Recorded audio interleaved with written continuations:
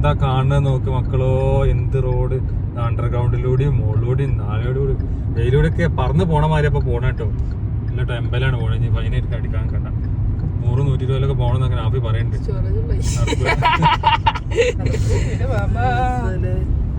അടിപൊളിയാട്ടോ, അടിപൊളി റോഡാണ്. ഇന്ത്യ മാറിപ്പോവും, കേരളം മാറിപ്പോവും, ലോകം തന്നെ വായിലൊന്നും നല്ലത്. ഇപ്പൊ ഇന്ത്യയിലല്ല കേരളത്തിലാണ്, നമ്മളെ മലപ്പുറത്ത് കൂടിയായിട്ടാ പോണത്. എന്ത് രസമായ റോഡാണ്, കിട്ടില്ല റോഡ് കേട്ടോ. ഇതിലൂടെ ഇങ്ങനെ പോയി ഇതിന്റെ പണി ഫുള്ള് കഴിഞ്ഞിട്ട് വേണം മുംബൈ ടു എവിടേക്ക് ഇനി പനവേൽ ടു കന്യാകുമാരി ഒരു യാത്ര പോകണം. ഇനിയിപ്പോ ലോൺ എടുത്താലും വണ്ടിയിൽ ഒന്ന് പോണം. എന്താ റോഡ്, കിട്ടില്ല റോഡ് തന്നെ കേട്ടോ.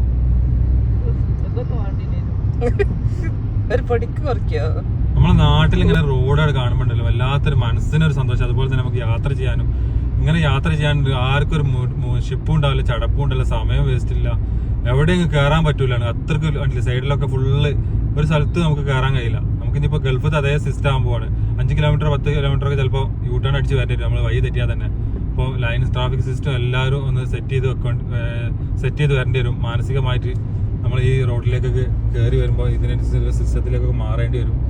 അടിപൊളി ക്യാമറ ഒക്കെയാണ് വരുന്നത്, അതുകൊണ്ട് തന്നെ ഫോട്ടോസ് നല്ല ക്ലിയർ ആയിട്ട് കിട്ടും ചെയ്യും. ആദ്യമായി UAE പോയപ്പോൾ ഇങ്ങനത്തെ ഒരു റോഡ് കണ്ടിട്ട് അന്ന് ഒരുപാട് ആഗ്രഹിച്ചിരുന്നു. നമ്മുടെ നാട്ടിൽ ഇതുപോലത്തെ റോഡ് ഇന്ന് വരുന്നില്ല. ഒരുപാട് വൈകിയാണെങ്കിൽ നമ്മളെ എന്താ പറയാ, നമ്മുടെ നാട്ടിൽ ഇതുപോലെ തന്നെ കിട്ടില്ല വൈബിൽ റോഡൊക്കെ ആയി.